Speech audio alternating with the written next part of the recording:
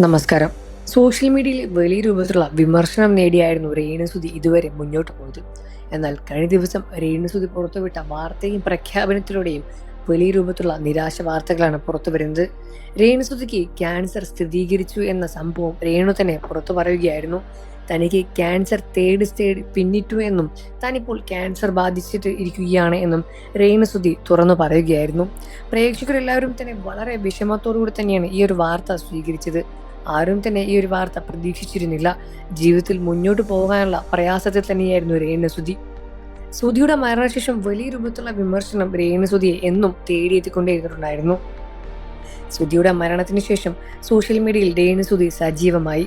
പിന്നീട് പങ്കുവയ്ക്കുന്ന വീഡിയോകൾക്കും ആൽബങ്ങൾക്കും എല്ലാം തന്നെ ഒരുപാട് വിമർശനവും ഒരുപാട് സ്നേഹവും പ്രേക്ഷകർ മിക്സായി കൊടുത്തപ്പോൾ വിമർശനത്തിനെ രേണുസുതി എല്ലാം തന്നെ വളരെയധികം ചിരിയോടെ തന്നെ നേരിടുകയായിരുന്നു.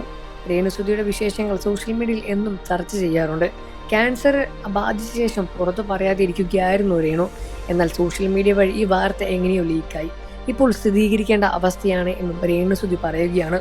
തനിക്ക് ക്യാൻസർ ഉണ്ട് എന്നും താൻ ചികിത്സിക്കാൻ തുടങ്ങിയിട്ട് ഒരുപാടായി എന്നും താൻ ഇതുവരെ ആർക്കും പുറത്തു പറയാത്തത് തൻ്റെ ലൈഫിൽ അത് ഭാഗമാകാതിരിക്കാൻ വേണ്ടിയാണ് എന്നും രേണുസുതി പറയുകയാണ്.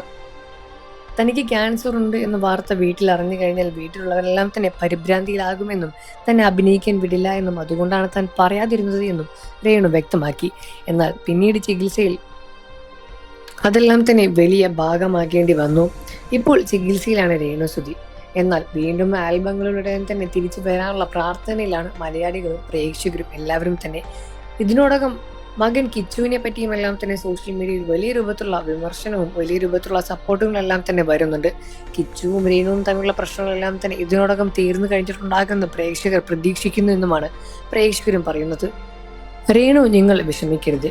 നിങ്ങൾക്ക് സന്തോഷം എത്രയും പെട്ടെന്ന് എത്തും എന്നും പഴയ ജീവിതത്തിലേക്ക് എത്രയും പെട്ടെന്ന് തിരിച്ചു വരാൻ കഴിയട്ടെ എന്നുമാണ് മലയാളികളും പ്രേക്ഷകരും ഒരേപോലെ കമന്റ് ചെയ്ത് പറയുന്നത്. നിങ്ങൾക്ക് രേണുസുതി ഇഷ്ടമാണെന്ന കാര്യം വീഡിയോയ്ക്ക് താഴെ കമന്റ് ചെയ്ത് പറയുക.